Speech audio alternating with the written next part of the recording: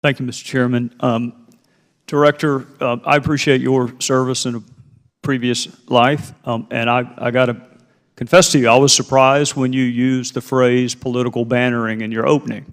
I was not only surprised, I was disappointed because you seemed to direct that towards the Republicans. It was the Solicitor General of this administration not 2 weeks ago before the Supreme Court who talked about the damage wreaked by the separation of families. Of course, he wasn't talking about Sarah Root's family, and he wasn't talking about Joshua Wilkerson's family, and he wasn't talking about Casey Chadwick's family or Kate Steinley's family. He was talking about the families of people who are not here legally, and that just struck me as a political comment that he made. And of course, it's not us on our side that advocate for sanctuary cities, which is quintessentially a political analysis that we're going to allow state and local officials to decline to follow federal process, but at the same time, we don't trust state and local cops enough to actually enforce immigration laws. That is a political calculus. That is not one done by folks on our side of the aisle. My friend from Maryland,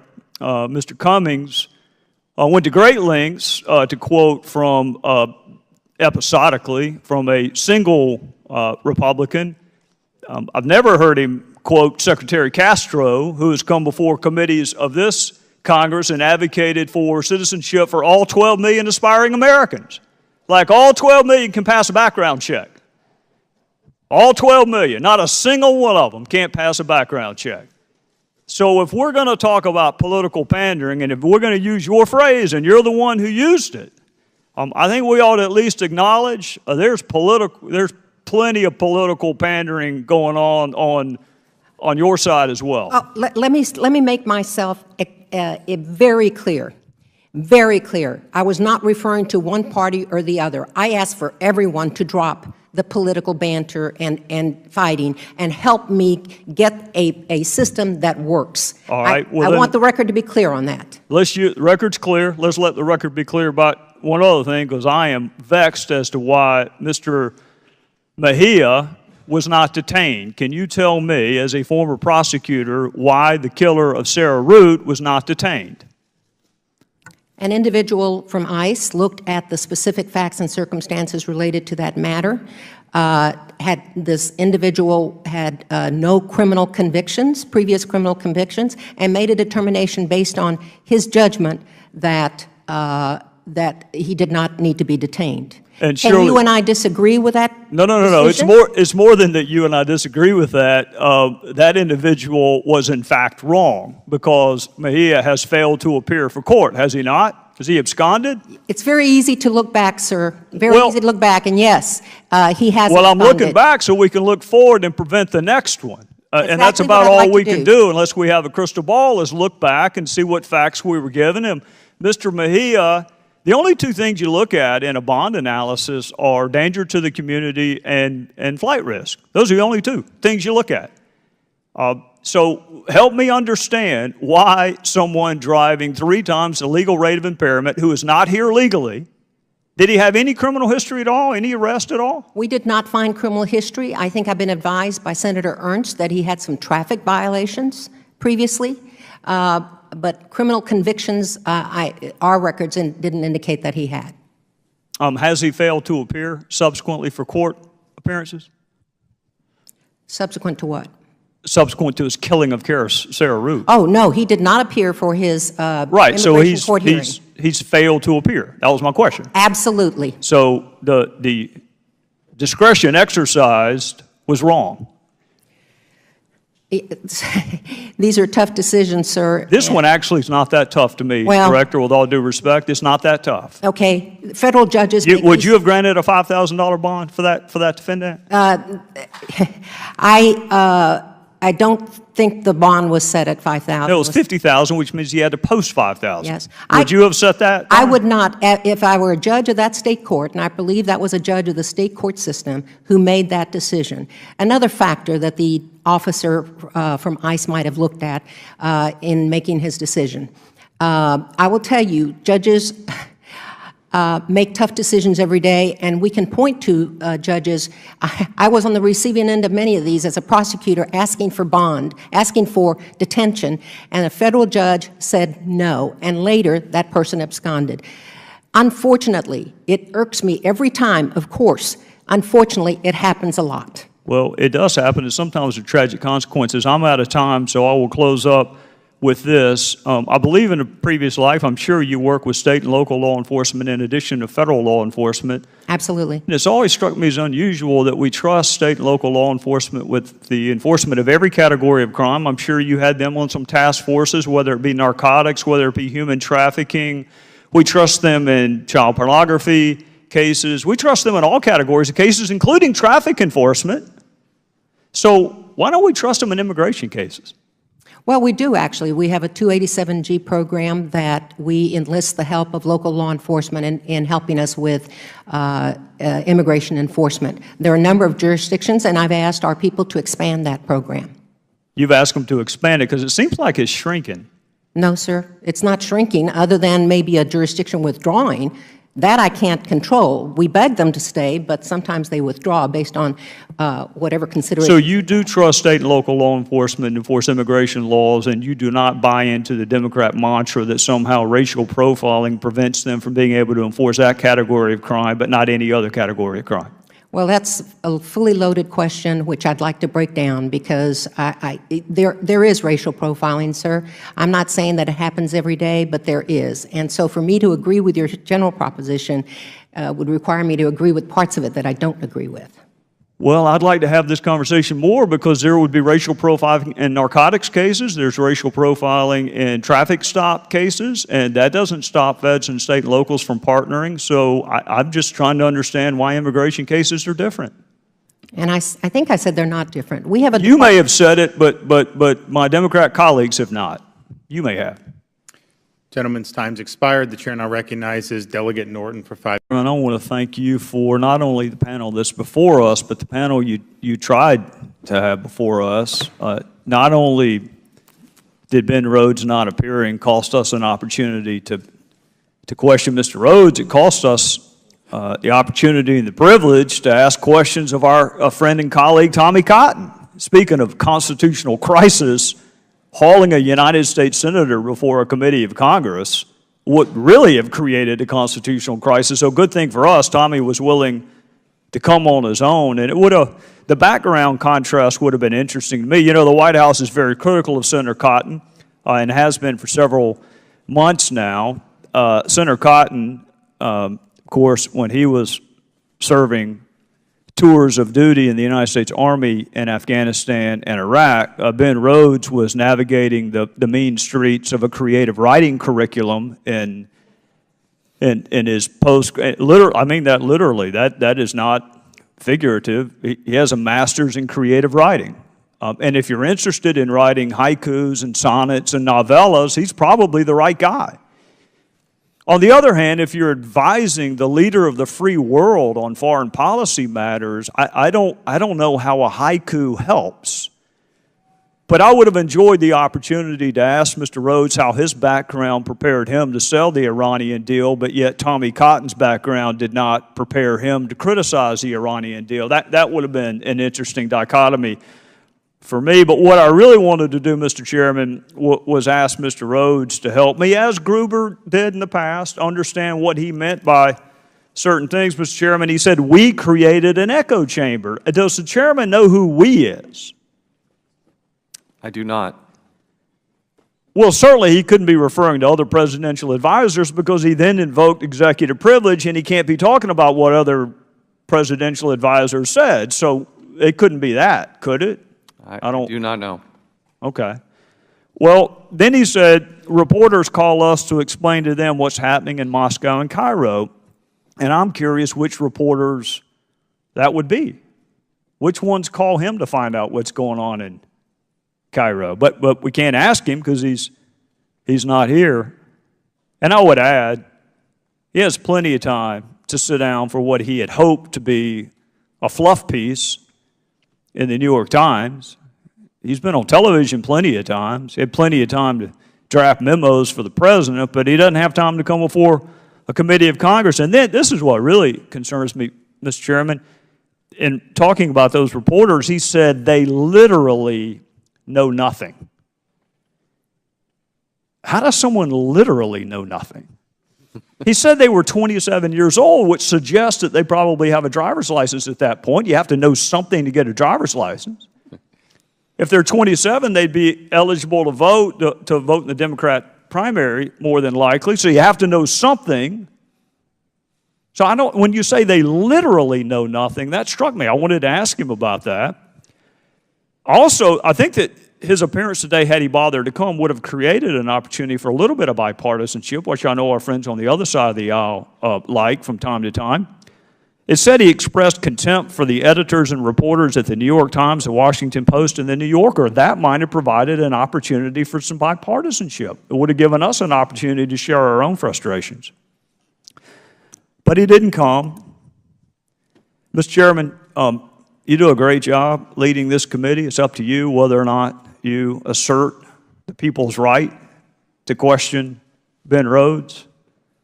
But this selective use of executive privilege on one day, but it's not executive privilege on the next, at some point Congress is going to have to stick up for itself. We're going to have to decide whether or not we do have a right to question people.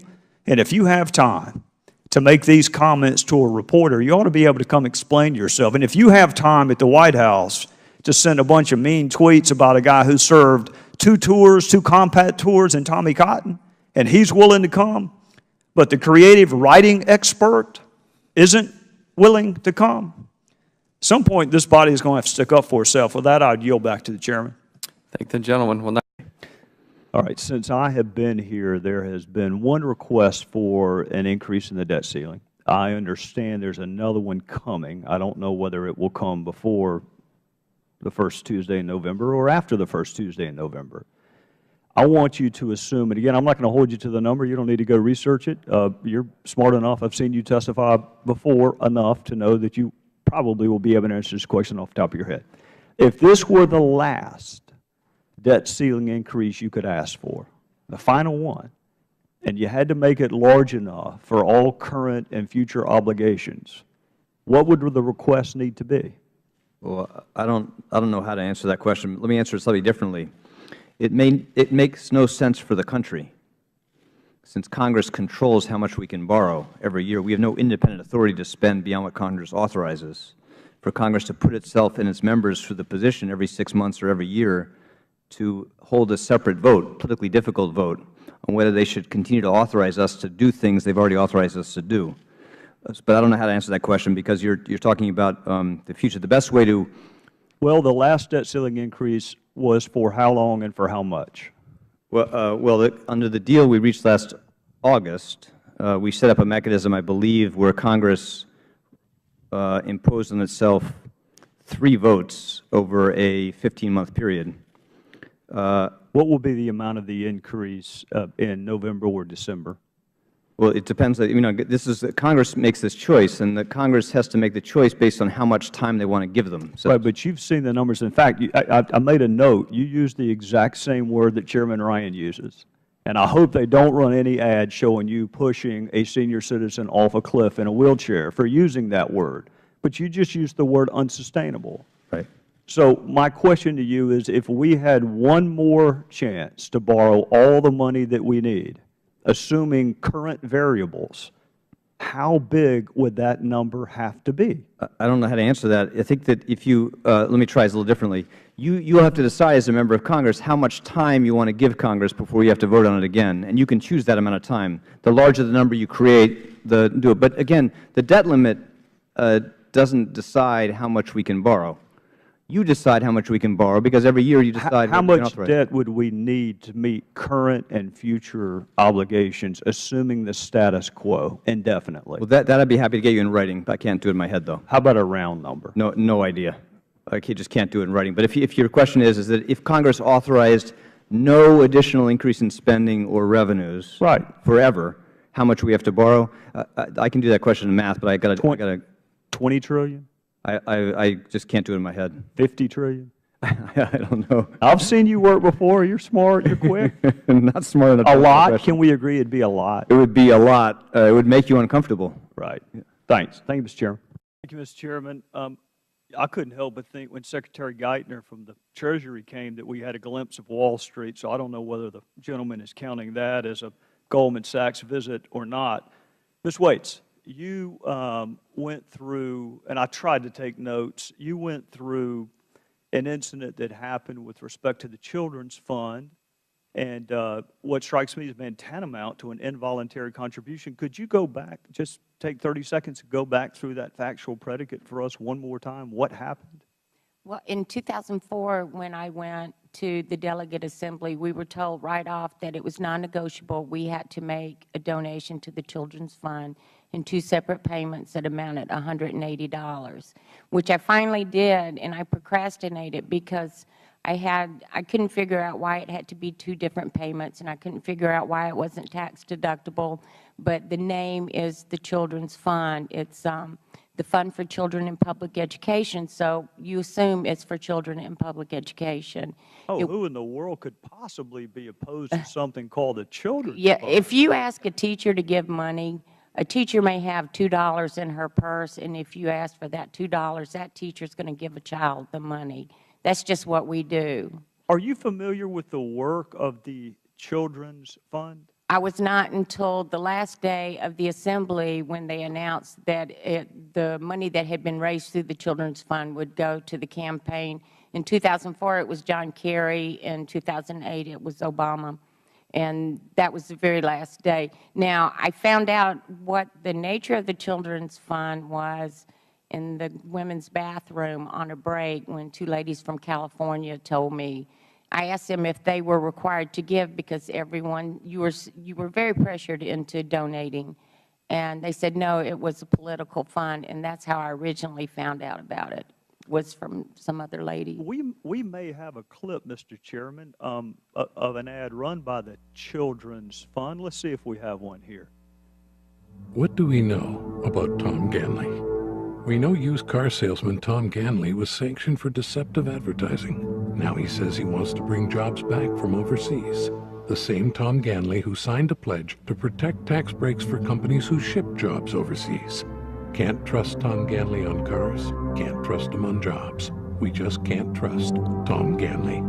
NEA Fund for Children in Public Education is responsible for the content of this advertising. Wow.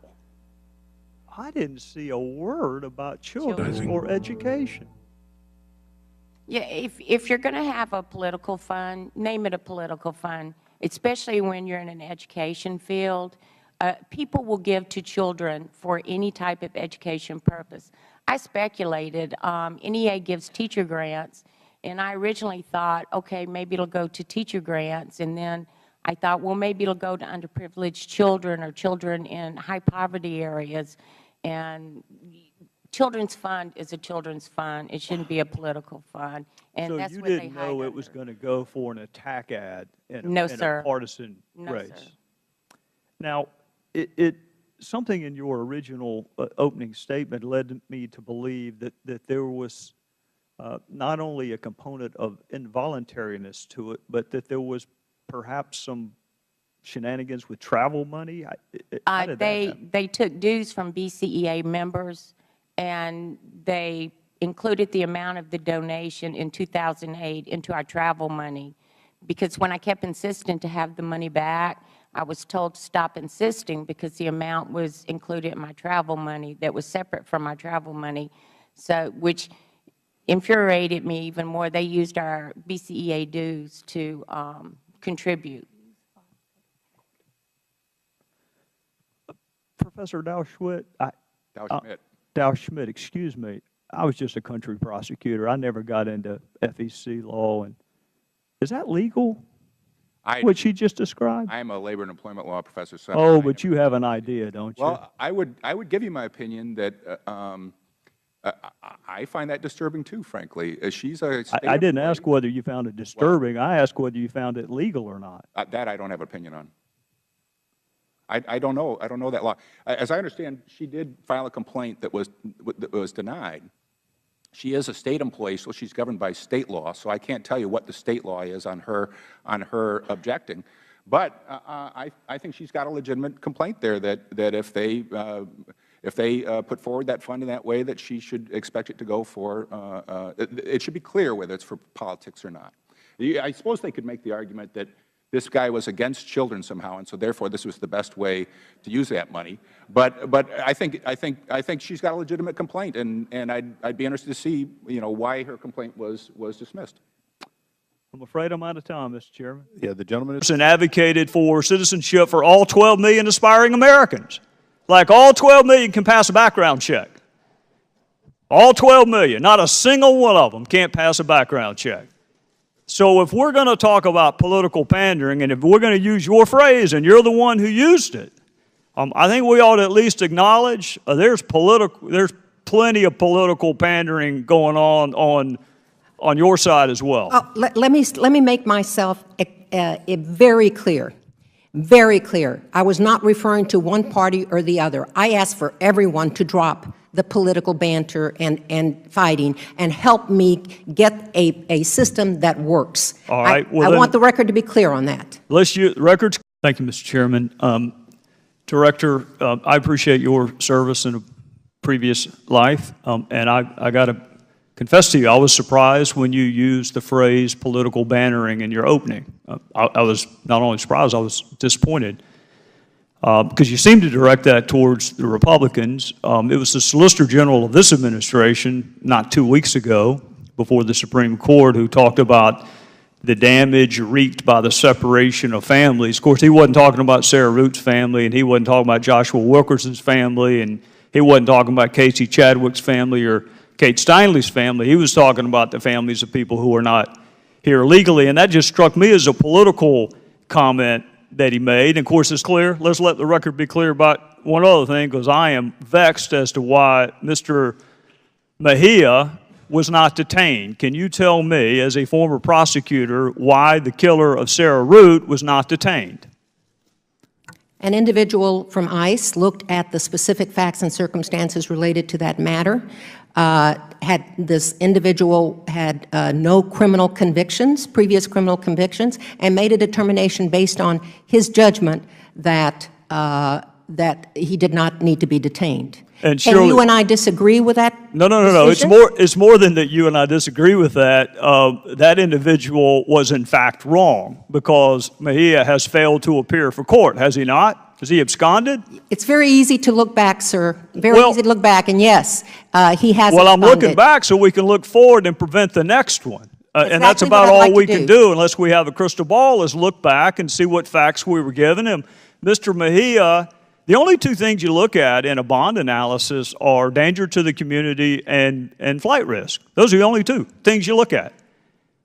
So help me understand why someone driving 3 times the legal rate of impairment who is not here legally, did he have any criminal history at all, any arrest at all? We did not find criminal history. I think I've been advised by Senator Ernst that he had some traffic violations previously, but criminal convictions, our records didn't indicate that he had. Not us on our side that advocate for sanctuary cities, which is quintessentially a political analysis that we're going to allow state and local officials to decline to follow federal process, but at the same time, we don't trust state and local cops enough to actually enforce immigration laws. That is a political calculus. That is not one done by folks on our side of the aisle. My friend from Maryland, Mr. Cummings, went to great lengths to quote from episodically from a single Republican. I've never heard him quote Secretary Castro, who has come before committees of this Congress